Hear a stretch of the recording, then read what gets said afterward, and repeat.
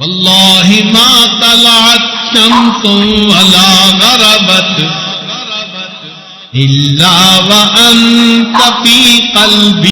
حدیث مبارکہ میں آتا ہے کہ ایک صحابی نبی علیہ السلام کے سامنے سے گزرے تو بہت صحت مند تھے، جیسے ہوتے ہیں نا بعض لوگ، اچھا جسم ہوتا ہے مضبوط، ان کا بھی بہت مضبوط جسم تھا۔ تو ایک صحابی نے دیکھ کر کہا، اے اللہ کے حبیب صلی اللہ علیہ وسلم، اگر یہ بندہ جہاد میں نکلتا تو کتنا اچھا ہوتا۔ تو نبی علیہ السلام نے فرمایا، اگر یہ بندہ اس نیت سے نکلا ہے کہ یہ اپنی ضروریات کو پورا کرے حلال طریقے سے تو یہ اللہ کے راستے میں ہے، اور اگر یہ اس نیت سے نکلا ہے کہ میں اپنے والدین کی خدمت کروں گا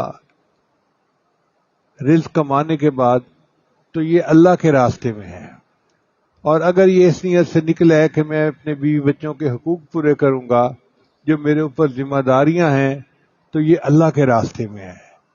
اس کا مطلب یہ ہوا کہ جو بندہ رزق کے حلال کی نیت سے گھر سے نکلتا ہے وہ اللہ کے راستے میں ہوتا ہے۔ آج ہمیں غلط فہمی ہے کہ جو تبلیغی جماعت میں نکلے گا وہ اللہ کے راستے میں جائے گا۔ نہیں، وہ تو اللہ کے راستے میں ہوگا ہی صحیح۔